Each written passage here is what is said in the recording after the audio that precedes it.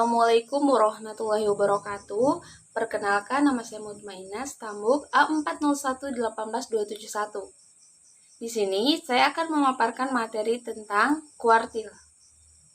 Kuartil adalah nilai yang menandai batas interval dari sebaran frekuensi yang berderet dalam 4 bagian sebaran yang sama.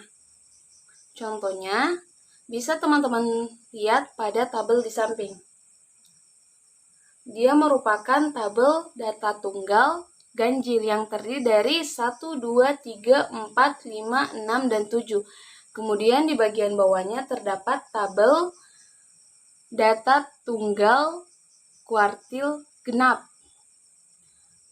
Maksudnya, dia terdiri dari angka genap, di mana ada angka 1 dan 2, 3 dan 4, 4, 5 dan 6, serta 7 dan 8. Kemudian, pada gambar di samping tadi, terdapat 3 kotak berwarna, yaitu warna merah, kuning, dan hijau. Warna merah menandakan kuartil ke-1, warna kuning menandakan kuartil kedua, dan hijau menandakan kuartil ketiga.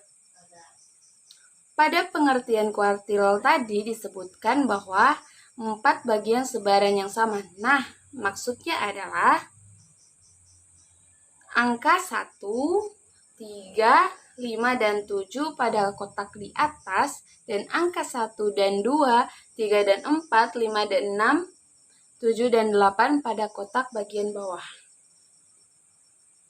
Kemudian, berdasarkan rumus. Selanjutnya, terakhir, kita akan mencari kuartil pada data kelompok. Teman-teman bisa lihat pada tabel frekuensi di samping. Nah, untuk mencari kuartil 1, 2, dan 3 pada tabel frekuensi di samping, kita bisa menggunakan rumus Q1 sama dengan TB tambah dalam kurung I per 4 N kurangi FK per F kali C. Keterangannya, Q1 sama dengan kuartil ke I, TB sama dengan tepi bawah kelas kuartil, N sama dengan banyaknya data, FK sama dengan frekuensi kumulatif atau jumlah frekuensi pada kelas sebelumnya, F sama dengan frekuensi yang dimiliki kelas kuartil, C sama dengan panjang kelas kuartil. Sekian pemaparan materi pertama dari saya. Selanjutnya akan dilanjutkan oleh rekan saya.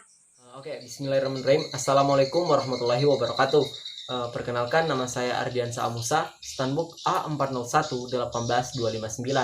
Di sini saya akan menjelaskan tentang desil. Nah, sebelum kita berbicara lebih jauh tentang desil, kita harus mengetahui dulu pengertian dari desil.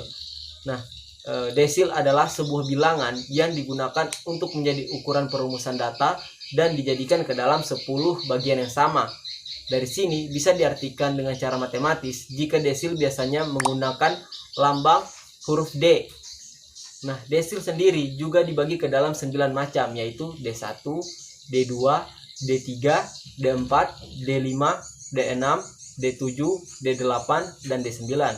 Nah, dikarenakan desil ini membagikan data hingga menjadi 10 bagian, maka hal ini akan digunakan sebagai dasar perhitungan desil jika menggunakan angka persepuluhan. Nah, setelah itu rumus desil. Rumus desil sendiri itu dibagi ke dalam 2 macam rumus, yaitu rumus yang digunakan untuk mencari nilai desil data tunggal dan digunakan untuk mencari nilai desil data berkelompok. Yang pertama yaitu rumus desil data tunggal. Rumus desil data tunggal yaitu DI sama dengan I N tambah 1 per 10, di mana D sama dengan desil, I yaitu bilangan bulat yang kurang dari 10, yaitu 1 sampai 9, dan N adalah banyak data. Nah, yang kedua yaitu rumus desil data berkelompok.